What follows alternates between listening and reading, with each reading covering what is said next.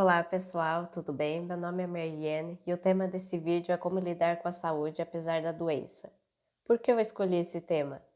Porque eu sou do grupo de risco e gostaria de contar um pouco sobre como eu tenho lidado com a minha saúde e com a situação atual. Primeiramente, saiba que não é tão simples contar sobre algo tão particular, mas acredito que eu posso te ajudar de alguma forma. Bem, sempre tive e ainda tenho uma vida muito difícil. Fui extremamente tímida por mais de 20 anos e isso me atrapalhou demais. Fui uma criança e adolescente feia. Após 11 anos e meio estudando na mesma escola, tive que me mudar para uma totalmente diferente. Sofri bullying. Tive e ainda tenho muita dificuldade para aprender as coisas no esporte, na escola, na faculdade, em tudo. Tive muita alergia e isso me deixou extremamente desfigurada, cansada e desanimada. Tive outras dificuldades também, mas a que irei falar nesse vídeo é sobre a minha doença autoimune. Eu não sei como eu a tive e nem sei se um dia eu serei curada. O nome dessa doença é síndrome nefrótica que tenho desde os 5 anos. O que é a doença autoimune? É quando o corpo produz anticorpos contra as células do próprio corpo, no meu caso, contra as células dos rins. Por isso não posso pegar vírus, porque o corpo, ao invés de se defender, se ataca. E o que acontece se eu pego vírus? Eu fico doente, ou eu fico muito doente, acabada. E quais são os sintomas? Muitos, alguns deles. Fiquei muito inchada por causa do acúmulo de água no corpo. Às vezes cheguei até a ficar com falta de ar porque tinha muita água nos pulmões e isso foi muito ruim. Tive muitas dores de barriga, corpo muito fraco, sem vontade de comer nem de tomar água. Além disso, tomar remédios por quase toda a vida não é legal. Eles causam efeitos colaterais e podem influenciar na autoestima porque mudam a aparência física. Vou falar de um dos remédios que eu tomo faz uns 23 anos, que é o corticoide. Ele causou muitos efeitos colaterais em mim. Vou falar de dois deles.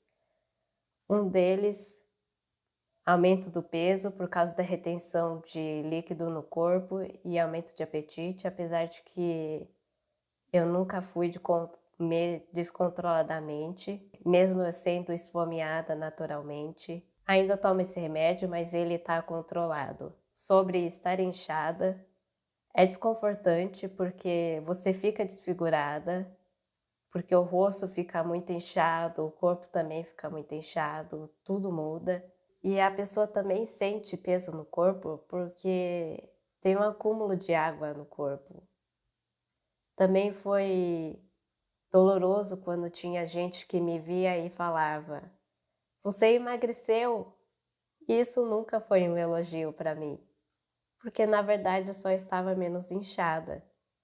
E por trás de tudo isso, a pessoa não sabe, mas eu tive que lidar com um monte de remédio, com a minha saúde, e eu nunca estive acima do meu peso.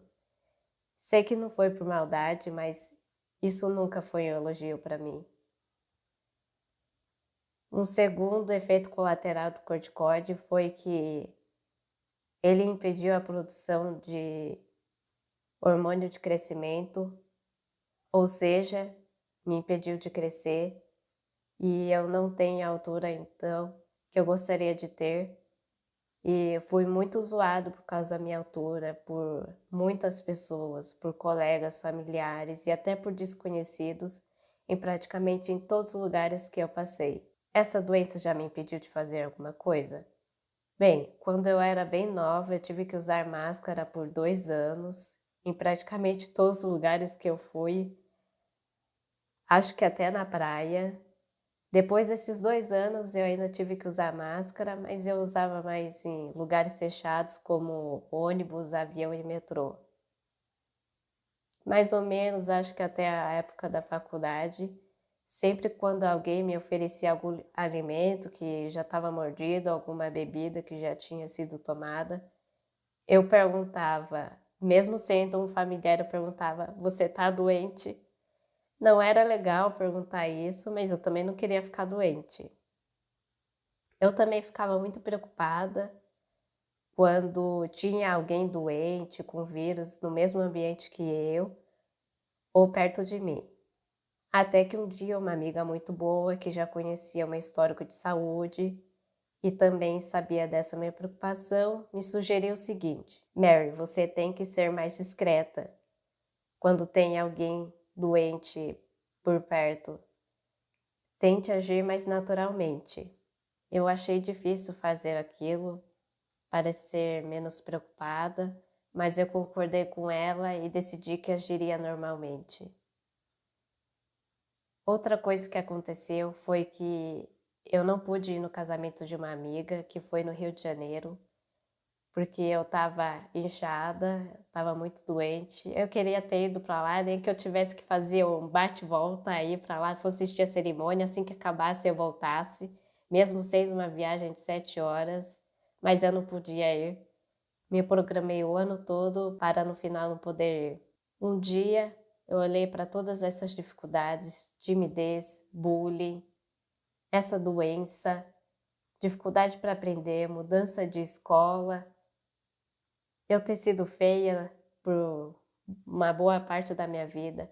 Olhei para todas essas dificuldades e outras que eu não falei aqui e me perguntei: por que tanto sofrimento? E um dia, em uma palestra, eu ouvi: as pessoas que mais sofrem são as mais maduras. Não quero dizer que eu sou perfeita, quero dizer que acredito que depois dos sofrimentos e das dores, surgem as lágrimas de alegria.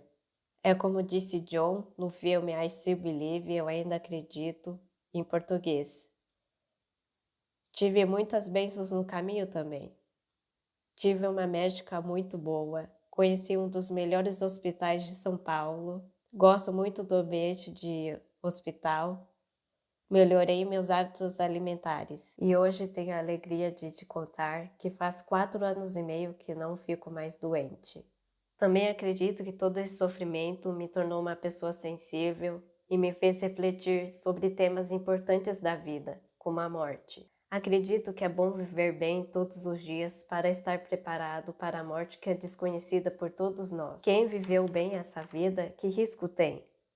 Lembre-se, não estou querendo dizer que é para você se descuidar em relação à sua saúde. E te sugiro a leitura do texto A Gravidade do Ato da Omissão, que tem algumas sugestões de como viver bem, vou deixar o link na descrição, e também te sugiro a leitura do texto O Sentido da Vida, Uma Vida com Propósito. Toda essa construção não veio de uma hora para outra, foi uma construção de anos. Aliás, toda grande mudança veio de uma construção de anos. E como tenho lidado com a situação atual? Primeiro vou explicar sobre a minha opinião em relação ao cenário atual.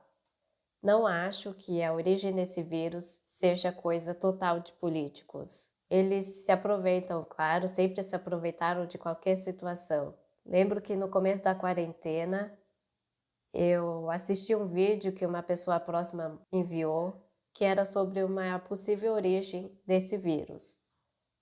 Eu assisti, ele era bem pesado, mas fez sentido para mim e depois dessa decidi viver normalmente. Outra coisa é que muita gente morreu com esse vírus, mas ele não foi a única causa de morte. Acho que vale a pena lembrar que teve gente que morreu de câncer, de outras doenças, de acidente.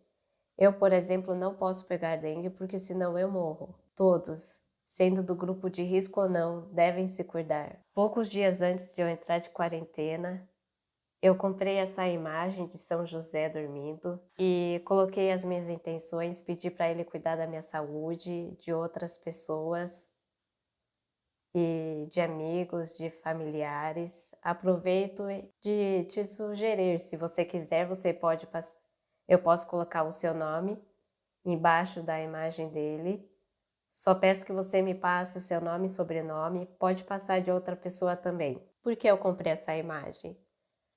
Um dia uma amiga minha contou que O padre Francisco coloca as intenções debaixo de São José dormindo e fala: "Cuide das minhas intenções". E ele sempre atendeu às intenções do Papa Francisco.